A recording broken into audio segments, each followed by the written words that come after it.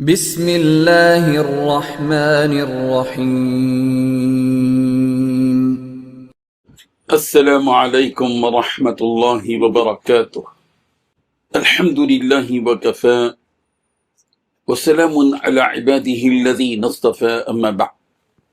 حاضرین و ناظرین، یہ درس قرآن نمبر 350 ہے اور آج سورۃ النساء کی صرف ایک آیت کی تلاوت اور تشریح کی جائے گی۔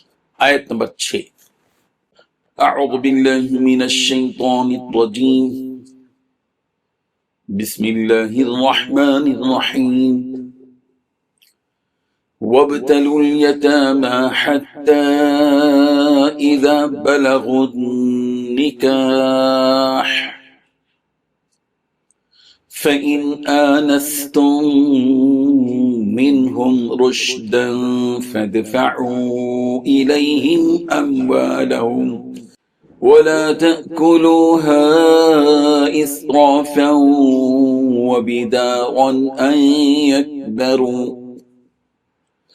ومن كان غنيا فليستعفف ومن كان فقيرا فليأكل بالمعروف، فإذا دفعتم إليهم أموالهم فأشهدوا عليهم وكفى بالله حسيبا، صدق اللہ العظیم۔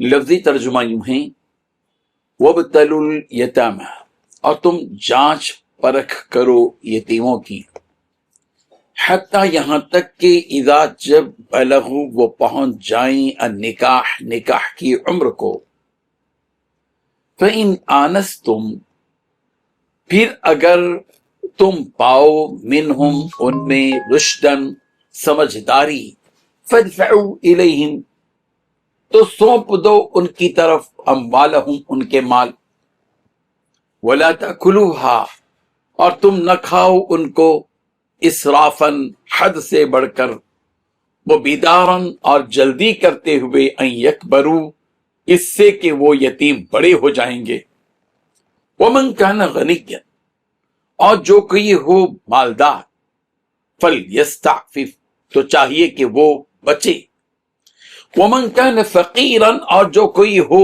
فقیر، فلیأکل تو چاہیے کہ وہ کھا لے بالمعروف دستور کے موافق، فَإِذَا دَفَعْتُمْ پھر جب تم سونپو الیہم انہیں اموالہم ان کے مال، فَأَشْهِدُوا تو گواہ ٹھہرا لو علیہم ان پر، وَكَفَى بِاللَّهِ حَسِيبًا اور کافی ہے اللہ خوب حساب لینے والا۔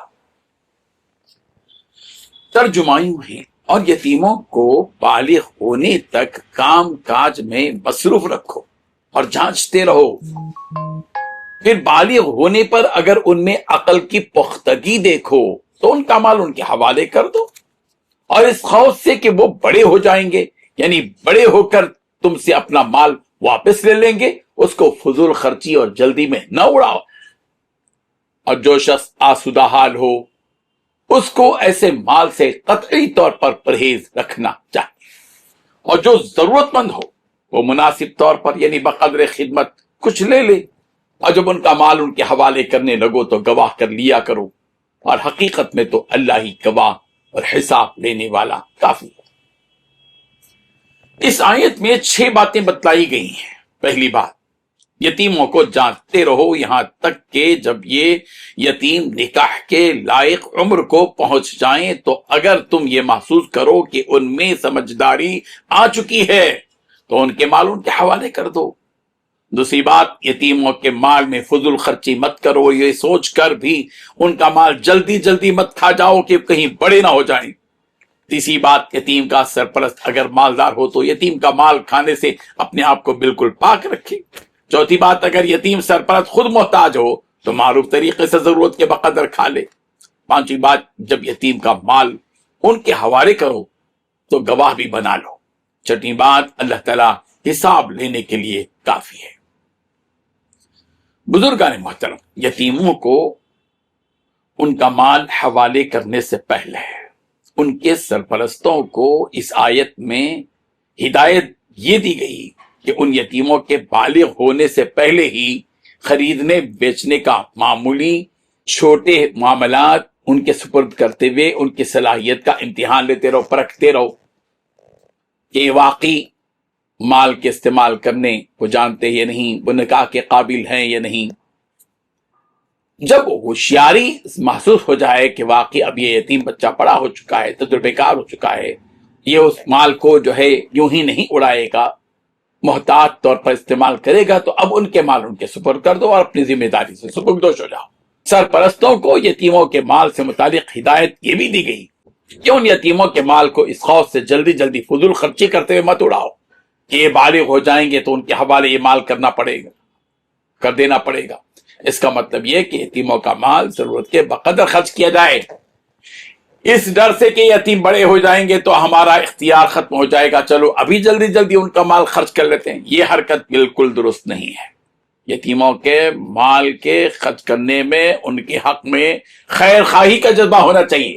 یتیموں کے سرپرست دو قسم کے ہوتے ہیں، ایک وہ جو مالدار ہیں، صاحب حیثیت ہیں، ایسے سرپرستوں کو یہ تیسری ہدایت دی گئی کہ وہ یتیموں کے مال میں سے اپنی خدمت کا معاوضہ نہ لے۔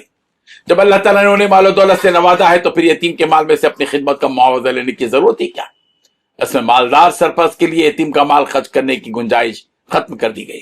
یتیم کے اس سرپرست کے لیے جو خود تنگ دست ہو، محتاج ہو، ایسی صورت میں یتیم کے سرپرست کے لیے گنجائش ہے کہ وہ یتیم کے مال میں سے مناسب مقدار کھا سکتا ہے، وہ بھی بنیادی ضروریات کے بقدر ہو۔ یتیم کے ولی کو یہ ہدایت دی گئی کہ جب یتیم کا مال یتیم کے حوالے کرنے کا وقت آ جائے تو یوں ہی چھپے چھپائے خاموشی سے اس کا مال حوالے نہ کرو، اس سے مستقبل میں مسائل پیدا ہو سکتے ہیں، پرابلمز آ سکتے ہیں، اس لیے کہ یہ معاملات ہیں۔ اس لیے یتیم کو اس کا مال جب حوالے کیا جائے تو سرپرست اپنی ذمہ داری سے گواہ بھی بنا لے، دو مرد یا ایک مرد اور دو عورتوں کو گواہ بنا لے اور ان کے سامنے یہ مال حوالے کر۔ اللہ تعالیٰ حساب لینے کے لیے کافی ہے۔ جب ایک مسلمان کے ذہن میں اللہ تعالیٰ کی طرف سے محاسبے کا خیال رہے گا تو وہ ناجائز مال کھانے سے گریز کرے گا اور خیانت نہیں کرے گا۔ اللہ تبارک و تعالیٰ ہم سب کو محتاط اور تقوی والا رویہ اختیار کرنے کی توفیق عطا فرمائے، آمین۔ وآخر دعوانا ان الحمد للہ رب العالمین۔